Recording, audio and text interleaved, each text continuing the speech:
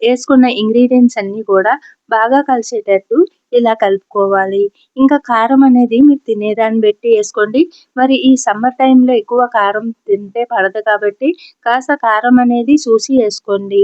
Salt, కారం అనేది మీరు తినేదాన్ని బట్టి వేసుకుని ఇలాగా అంతా కలిసేటట్టు బాగా కలుపుకోండి. అంతేనండి. ఎంతో ఈజీగా మనకి రెడీ అయిపోయిన ఈ అటుకుల మిక్చర్ చూసారా? చాలా టేస్టీగా ఉంటుంది. మంచి క్వాలిటీతో మనం చేసుకున్నామనే తృప్తి కూడా ఉంటుంది. ఈరోజు మన వీడియోలో అటుకుల మిక్చర్‌ని ఇంట్లో ఈజీగా ఏ విధంగా తయారు చేసుకోవాలి అనేది ఈరోజు మన వీడియోలో చూసేద్దాం. ముందుగా ఒక ప్లేట్ తీసుకుని 2 కప్పులు అటుకులేసుకోవాలి.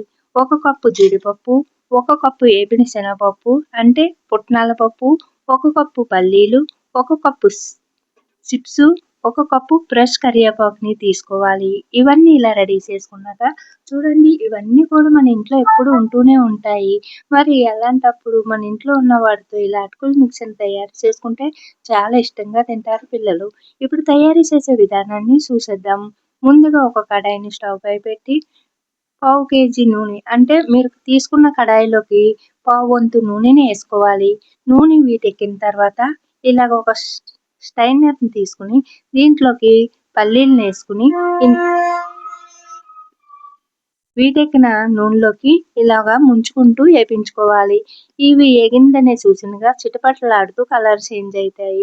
తీసేసి ఇప్పుడు ఏగిన ఈ పల్లీల్ని ఒక పళ్ళెంలోకి వేసుకోవాలి. మళ్ళీ అదే స్టైనర్‌లోకి పుట్నాల పప్పును కూడా వేసి వీటెక్కిన నూనెలోకి ఇలాగ ముంచుకుంటూ ఇలాగ వేపించుకోవాలి. ఇలా ఏగిన పప్పును తీసేసి మళ్ళీ పళ్ళెంలోకి వేసుకోవాలి. అదే స్టైనర్‌లోకి జీడిపప్పును కూడా వేసి ఇలాగా వీటెక్కిన నూనెలోకి పెట్టుకోవాలి. చూడండి, ఈ నూనెలోకి జీడిపప్పు అనేది తొందరగా వేగిపోతుంది. మరీ కలర్ ఎక్కువ వచ్చేటంత వరకు ఉంచకండి, మాడిపోతాయి. ఇలాగ వేగిన వీటిని తీసేసుకోవాలి. చిప్స్‌ను కూడా సేమ్ జీడిపప్పును ఏ విధంగా వేపుకున్నారో అదే విధంగా వేపించుకుని పళ్ళెంలోకి వేసేసుకోవాలి. ఇప్పుడు లాస్ట్‌లో కరివేపాకును కూడా ఇలాగా వేపించుకోవాలి. చూడండి, కరివేపాకు కూడా మనకి వేసినప్పుడు కాస్త జాగ్రత్తగా పెట్టుకోవాలి. కరివేపాకు అనేది పచ్చిగా ఉంటుంది కాబట్టి చిటపటలాడుతూ నూనె అనేది చేతిపైకి చిందుతుంది.